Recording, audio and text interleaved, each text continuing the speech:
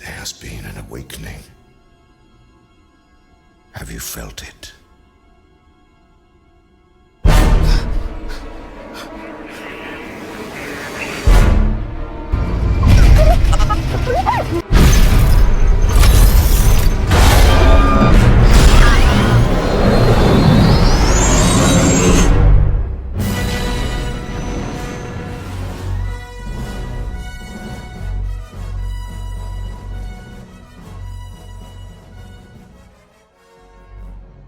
Okay, so we're up and at 'em, bright and early. Bright and early, later than expected. Yeah, there you but go. still Bright suns and early. Hey, hey about that? Nah, we're gonna get lots of that in today. But anyway, so yeah, off to launch bay, go get our wrist tags, and go line up ready for Galaxy's Edge. So we're in line, obviously. Good. It's not really a line, it's more for Yeah, it's more like a holding mess. pen, like we're animals. Like cattle. Yeah, that's it. 1 hour later. Okay, we're moving. Sort of, very slowly. We're not moving. Okay, so we're currently doing what I like to call the Galaxy Shuffle to Galaxy's Edge. So we're galactically shuffling over there. And what they do actually, you don't even get into the land, they give you a wrist tag and then they walk you around the park and out again. That's it. It's just like you get to look at the spires, that's about it.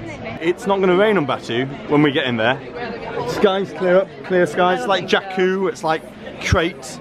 Hope we any rain on Batuu around here. Make sure the square is on top. Come on. Good here. I'm good. Here we go. Here we go. Ready? And I'm not. Should I make the stupid joke? Star Trek: A New Frontier. No, wait. Is this Star Trek Land? No? No, it's Galaxy's Edge. I just love that it's not Rise of Resistance, it's like Rise of Vlog cameras, as everyone's like cameras come up in the air and start like pointing them at each other's faces. Okay, I think my face for the whole vlog's gonna be like that the entire time, crazy eyes going on. Okay, they've kicked me out of the queue because it's one person has to wait in line. So I'm gonna get the blue and green milk and then I'll go hopefully rejoin Sierra in the line for the cantina reservations. Can I get a blue and green milk? That's great, thank you.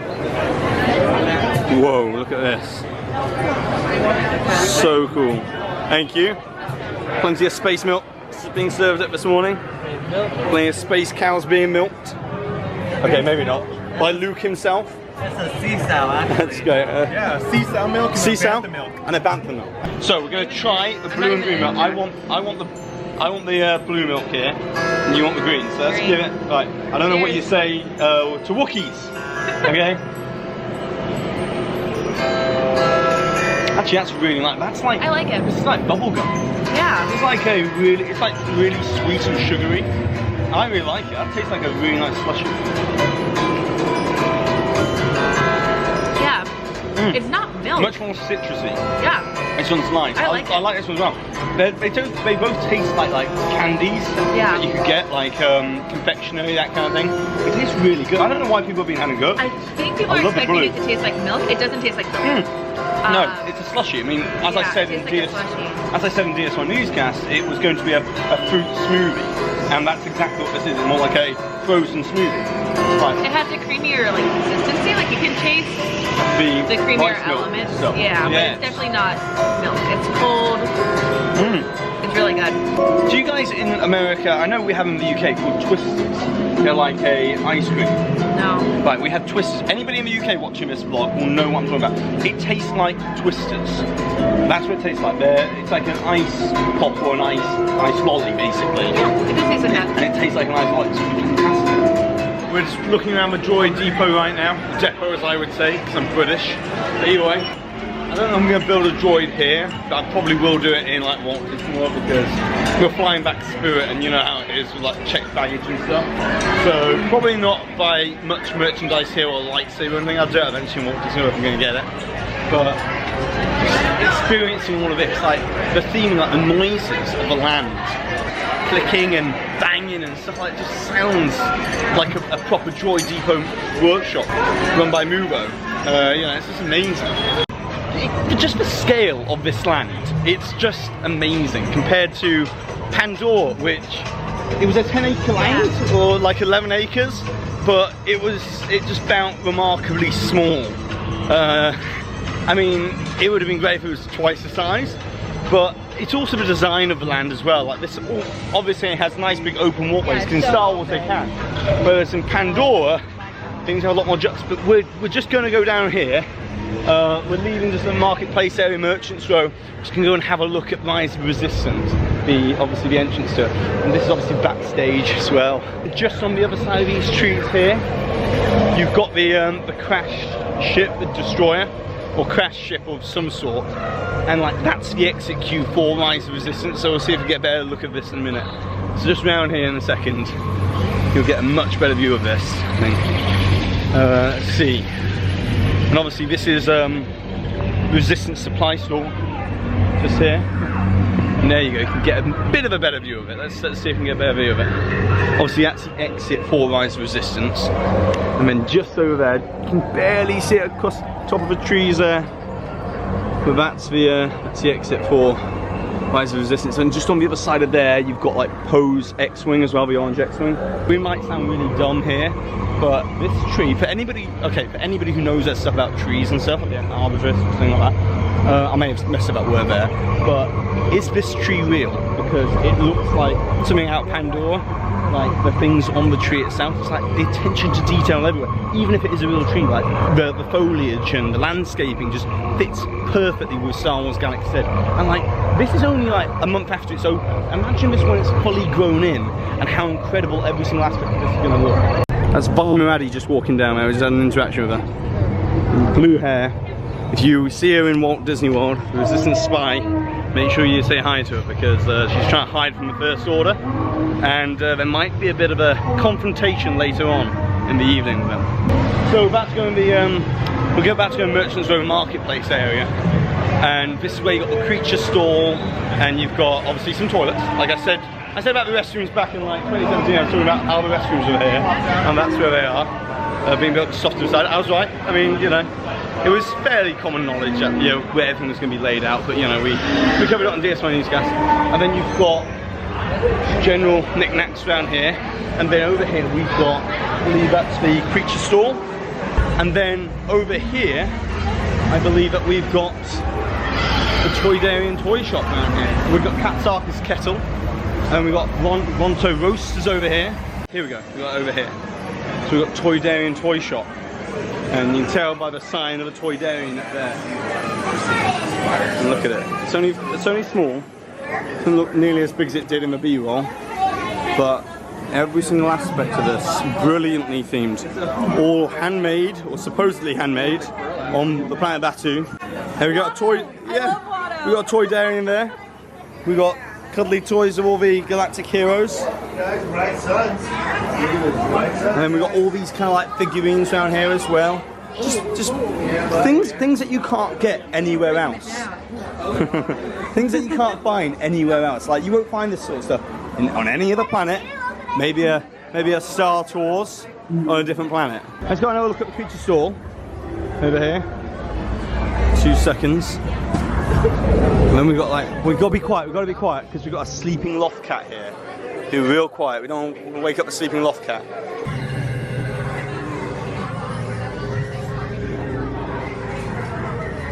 Look at this animatronic, well, it's not an animatronic, it's a sleeping loft cat around here.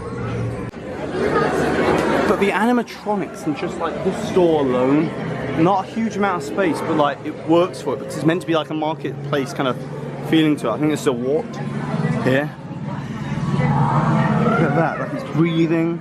I'll take one of these. I'll take a wart, thanks. Do you want a writhing rough-tar? I do. It's $40. Wait. $40? Oh wait, see how we got.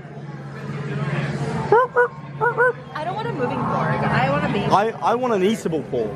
What? I want to like dig into this and maybe that. Wait, it moved. Like an eatable porg. I want an eatable porg. Me and Chewie are gonna roast one later. How do I make it move? Maybe open it up like Luke did. You climb it. I think you open it up like Luke did and climb inside it. But like, look up here, for instance, just up here. Like, Just amazing theming here. Bina's done a great job in the gift shop, in the creature stall. Okay, so next thing that we want is going to be the Ronto wrap. And this is Ronto's Roasters. And it's nice and spacious in here. This is not a quick service, this is the counter service window. So it's very similar to, I'd compare it to like Casey's Corner in many ways. The way it's that kind of like counter service, so quick, you just literally order what you want. And over here, you got our droid spit roasting a bit of Ronto meat. Okay, I think this is the thing which I'm trying to get across.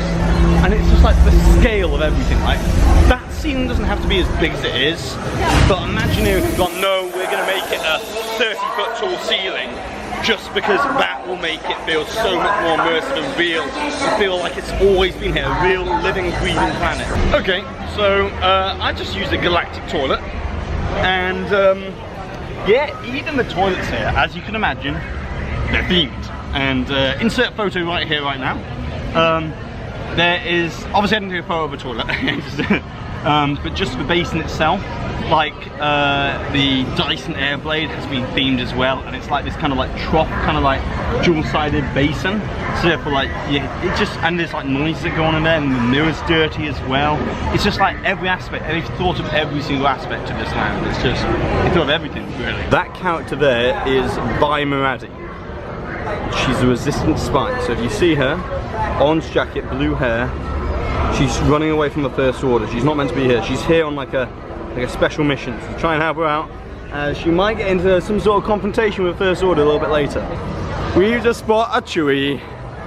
Oh my god.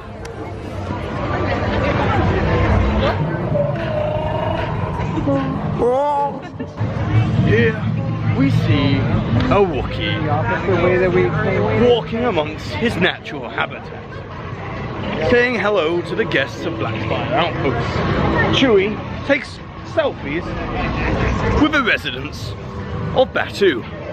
Okay, so we kind of saved it till like towards the end. I mean, obviously we're not even at the end yet, we're like halfway through, not even halfway through. But we haven't even seen like the Falcon in a proper way yet, where we kind of like walk down here, then we cut straight through, like averting my eyes, don't look at it yet. So this is like the first time. Oh my god.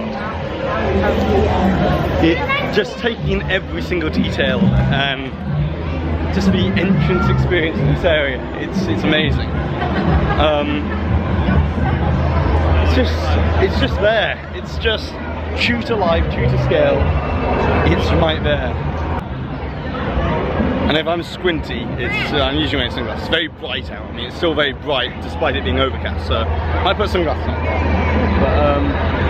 But it's this whole area. Like, that's a cantina there, and to be honest, if I'm being completely honest about it, in the B-roll, it looks like there's a large area here, but in a lot of other vlogs, it feels a tiny bit smaller around this area than it looks in B-roll. With that being said, there's still plenty of room around here, and nice big open walkways. It's probably just because they've got the queue over there, and it's going to get congested because it's obviously, you know, that's the most popular spot to take a photo. So we're just going to go to Doc Ondar's Den of Antiquities now.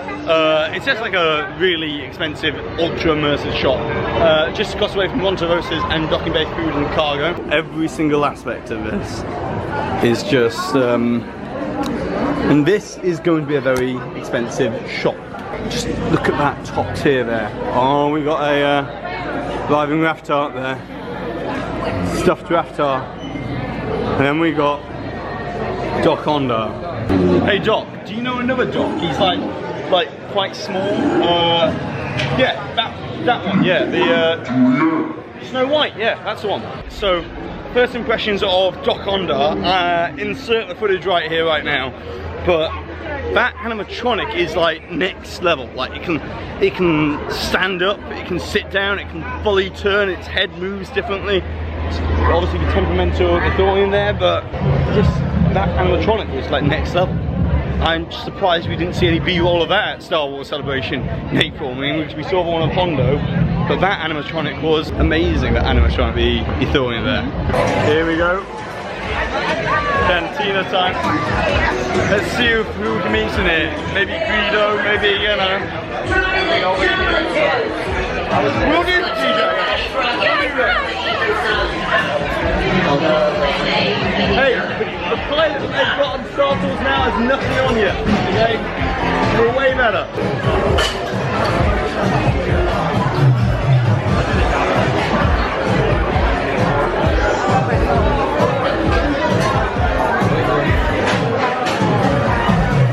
Still can't get enough of that. Marley's performer actually got her start by working on Cloud City. Now she's taking the galaxy by storm. It's a What do you think so far? Everything's as you could imagine in here. Look at it, it's got bubbling like liquids in these jars. It'd be awesome if we had a table though. Well, you'd have to have much bigger. I think you've got to have like a. Yeah, it's have a large party. You got to have like an 11-person party or 12-person party for like a table, and then. The cork souvenir mug. If they've got them, you should get the Cliff Dweller. Oh, you should definitely get that. The pork mug. Definitely get the pork mug. It's a pork mug, you gotta get it. Amazing theming, obviously, that goes without saying. But I feel like maybe they need more service. I mean, service has been great, like, yeah, bartenders, that's it, bartenders. Ogres bartenders. Like, service outside, service inside, fantastic, but like, there's plenty of space for more bartenders. Okay, so we've been in the canteen for what, like, 20 minutes now? Review of the drinks. What's your tolerate like? It's good. It's let me take a look here. Okay, so it's basically like a blue wine. It's teal colored, refreshing, crisp style, aroma characteristics of green apple and minor lemon with flavors of juicy white peach, apricot, and a hint of vanilla. It was formerly produced on Ondar art. Formerly produced, yeah. Grip that. It's good. It's like a white wine, kind of like a Pinot Grigio. $13. And this was the outer rim. It's got some tequila in there, silver tequila. It's got lime juice, you know, it's a bit of salt, black salt on the edge. It's basically just a margarita, but it tastes really good. Like nice little kick to it as well. Big galactic, and there we go. DJ Rex in the background. Okay, so I've been told that like Hondo would like some flight crews, so we're signing up.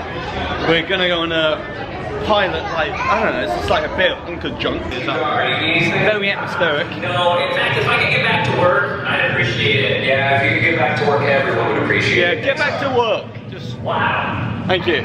Cheers. There we go. Go out there. Everyone says like this looks a bit like the Smoke Tree Ranch logo, a tiny bit. Is that this extra queue space? That's Fast Pass. Yeah, so that's going to be the Fast Pass queue just down here. So you walk up to back and round, so you cut out a bit around here. So you do Fast Pass, you won't be able to like, look out these windows and see the top of the Falcon. You'll be straight into flying Millennium Falcon instead.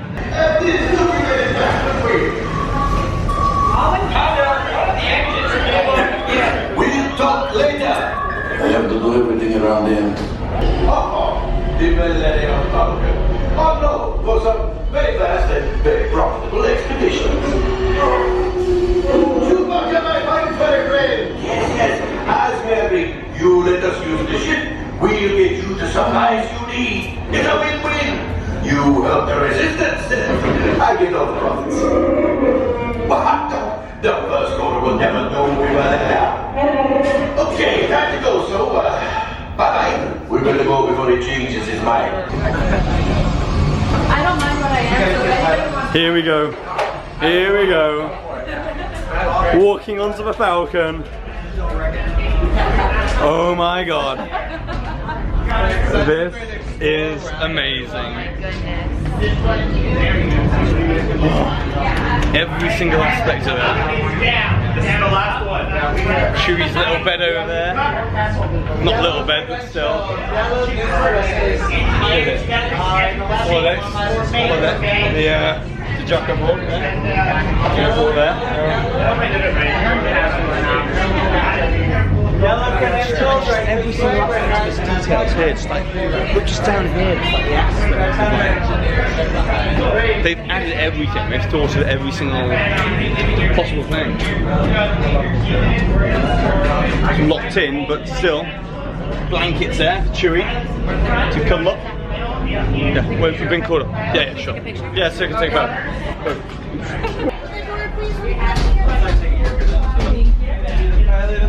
Hello, thank you. Very good. A few brand new crew members and a few returning for another mission. Excellent. You will be intercepting a first order train shipment of coaxium. Gunners, you clear the path. Pilots, line up behind the train. And engineers, you harpoon that precious cargo. Left pilot, you take care of left and right steering. You also have a brake though you're pushing at some point. Right pilot's up and down. Up is towards you, down is away from you. And you also control light speed, okay? So just remember, once you're in there, you can kind of test it out. But it's a little challenging. I can't do it. Chewie makes it look easy. Okay. I'm going up.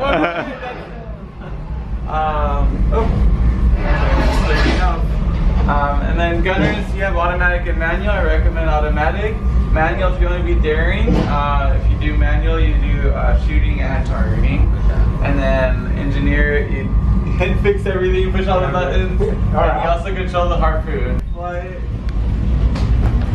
Ooh, here we go. Here we go. We're going to the cockpit. So as you can imagine, being a pilot of the Millennium Falcon is an extremely demanding task, and so I couldn't actually film whilst I was piloting the Falcon and also do a somewhat okay job on my first time around. But I can say that what we described it as within DSNY Newscast a couple of weeks ago is extremely accurate, as it feels a little bit like mission space with a confined space, but the roles this time around really do have consequences for the success rate of your mission. It has amazing re-ride ability, and it's never going to give you the same ride over and over. However, we did not experience, and I rode it twice, the 3 different ride or mission scenarios which were previously stated, but maybe Disney will be rolling those out at a later stage. And I can confirm that it does have the same sort of simulator movements as that of Star Tours, which makes it the same level of thrill. But what makes it even better, in my opinion, is the fact that you don't know what's going to be happening next, and the fact that you are affecting the missions, and that what you're actually doing is affecting the way that your cockpit of the Millennium Falcon is moving. Now, with all of that being said, if you're massively into video games, this is definitely going to be a dream come true, as everywhere you look, it's completely immersive, and it feels like you really are within the Millennium Falcon. However, if you're not into video games, it feels somewhat more like a Star Tours level of thrill, and you might want to head on over to the Rise of Resistance attraction, which is the ultra-immersive trackless dark ride that will be opening later on this year within Star Wars Galaxy's Edge.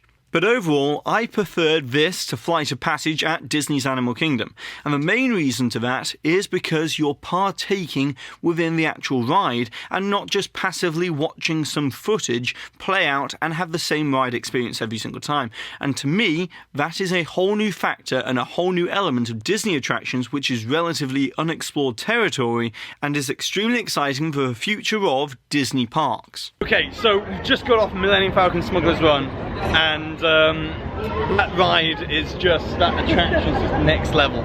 Just next level altogether. Re-rideability, you can see it all the way there.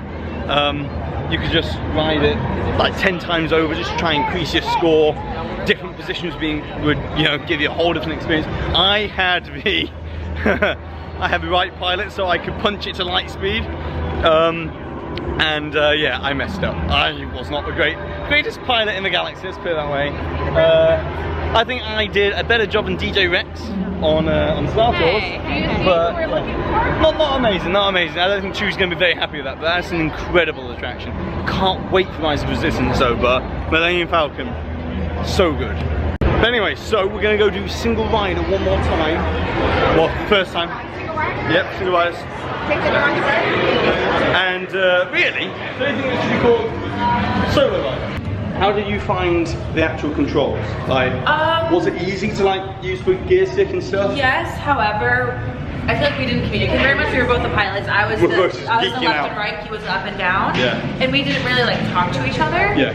So I was like, I didn't know if he was going to go up or down to avoid things, so I didn't know whether to go left or right. Yeah, we should have communicated. We should have talked a little bit more, but your first time doing the attraction, it's just overwhelming. That's what I was going to say, yeah. You don't really know what's going on. Yeah, I think you just end up just geeking out. And also, here's a little tip, okay? This is what I didn't realise, and that is, when you pull back to go up and you push down to go, push forward to go down, I thought if you held it there, you would keep going down. You've got to kind of keep punching it a little bit too, so it doesn't like just lock in place like a normal joystick. You've got to kind of like push it and then push it again and push it. And I wasn't doing that. That's the reason why we crashed disastrously at the beginning. A couple times.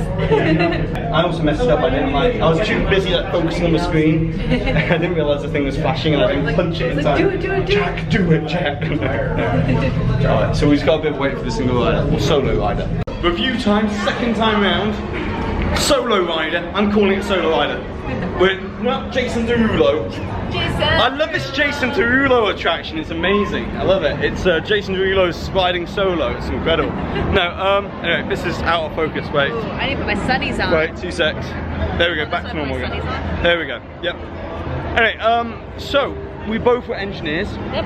And I would say that the engineer experience, it's similar to Star Tours, like the movement and the way that you're riding the attraction, but like without the 3D glasses, which you know my pet peeve about that. I don't like wearing 3D glasses in Star Tours, for the old version.